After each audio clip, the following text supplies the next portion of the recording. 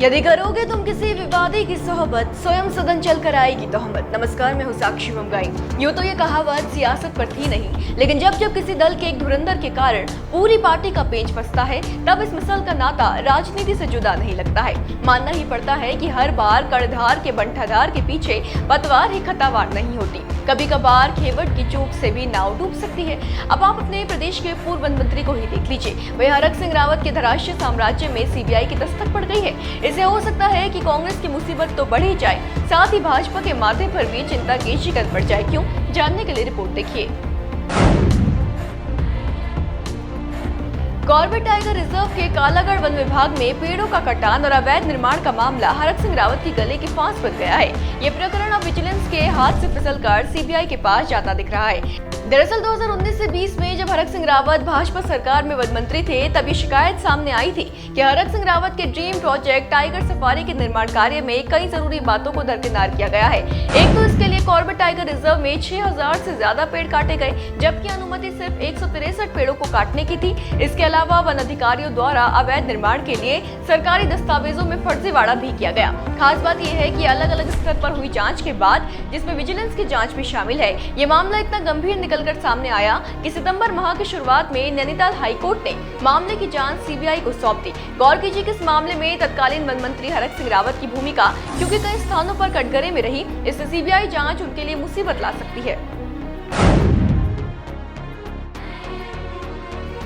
देखिए, इस प्रकरण में जो नई खबर सामने आई है और जिसने इस मुद्दे को फिर सुर्खियों में ला दिया है, वो ये है कि सीबीआई ने मामले की रिपोर्ट मांग दी है। जी हां, खबरों के मुताबिक कॉर्बेट पार्क के पाखरो रेंज में टाइगर सफारी प्रकरण की जांच सीबीआई ने संभाल ली है। सीबीआई ने विजिलेंस से इस मामले से जुड़े सभी दस्तावेज मांगे हैं। इसके लिए विजिलेंस को शुक्रवार को मिले सीबीआई के पत्र में केस से जुड़े सभी दस्तावेज तैयार रखने को कहा गया है। विजिलेंस ने भी जाँच बंद कर सारे दस्तावेज सीबीआई को सौंपने की तैयारी कर ली है। तो इतना तो तय है कि अब सीबीआई अपने मुताबिक प्रकरण को देखेगी और जरूरत पड़ेगी तो बड़े से बड़े अधिकारी भी मामले में नापे जाएंगे।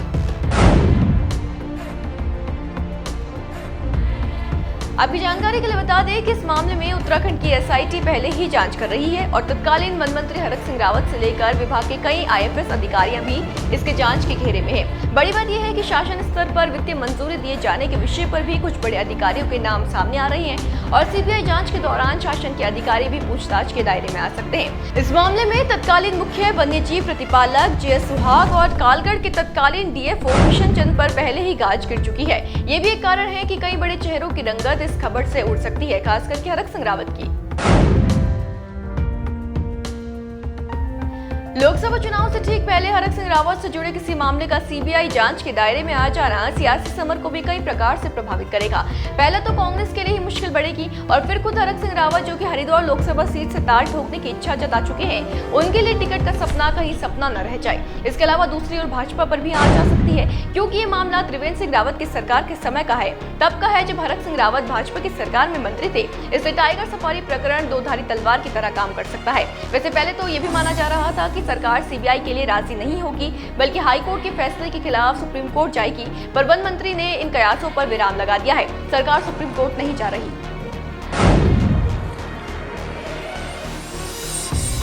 सरकार का सुप्रीम कोर्ट ना जाना तो कम से कम यही बताता है कि मामले की सीबीआई जांच होकर रहेगी। सरकार को सीबीआई जांच से ऐतराज नहीं है। इस पर भाजपा कहती है कि उनकी नीति क्योंकि जीरो टॉलरेंस की है, इसलिए उन्हें डर नहीं है कि कितना ही बड़े अधिकारी का नाम उजागर हो।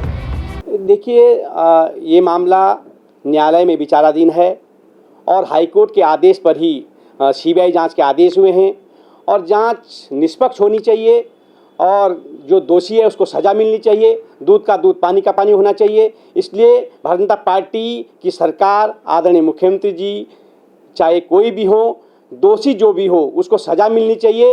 हालांकि ये मामला सीबीआई के पास है या मामला न्यायालय में विचाराधीन है, इस पर कानून अपना काम कर रहा है। इस मामले में जरा कांग्रेस की राय भी सुनना चाहिए।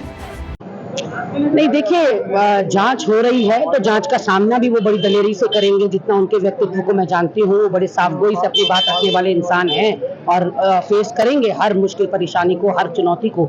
लेकिन भाजपा की सरकार देखिए ना कैसी हाँ और ना की सरकार है, कैसी यू टर्न की सरकार है। पहले कहती है हम इस सीबीआई जांच के खिलाफ सुप्रीम कोर्ट जाएंगे, उसके बाद पता नहीं कौन पाठ पढ़ा के जाता है कि फिर यू टर्न लेके कहते हैं अब हम सुप्रीम कोर्ट नहीं जाएंगे, हम सीबीआई जांच होने देंगे। तो भाई एक मन बनाओ, तुम्हारे वहां वन मंत्री डिसाइड करते हैं, तुम्हारे वहां मुख्यमंत्री डिसाइड करते हैं, आखिर तुम्हारे वहां डिसाइड कौन करता है, डिसीजन मेकर है कौन?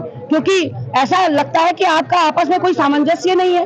कभी आप कहते हैं सुप्रीम कोर्ट जाएंगे, कभी आप कहते हैं नहीं जाएंगे, कभी आप कहते हैं यूसीसी लाएंगे, कभी आप कहते हैं नहीं लाएंगे। तो कम से कम जनता के बीच में एक बात जानी चाहिए, तभी आपकी विश्वसनीयता बढ़ेगी, आपकी क्रेडिबिलिटी को बहुत बड़ा डेंट पहुंचता है जब वन मंत्री बार बार अपना बयान बदलते हैं। सुबोध उनियाल ने सुप्रीम कोर्ट जाने की बात कही और फिर यू टर्न ले लिया। ऐसे में सवाल तो अब भाजपा सरकार पर उठने लगे। तो कहीं न कहीं टाइगर सफारी प्रकरण में कांग्रेस सरकार से खफा जान पड़ती है, क्योंकि सरकार नैनीताल हाईकोर्ट के सीबीआई जांच के फैसले के खिलाफ सुप्रीम कोर्ट जो नहीं गई है। यहाँ पर बड़ी बात यह है कि टाइगर सफारी प्रकरण की जांच सीबीआई के हाथ जाने के बाद अब समय आ गया है दबी परतों के उठने का और बंद पहलुओं के खुलने का। इसलिए अब के बाद आगे जो भी होगा वो संभवतः उत्तराखंड की सियासत में कई हंगामे मचाएगा। इसलिए एक भी अपडेट मिस न करें और बने रहें देवभूमि इनसाइडर के साथ।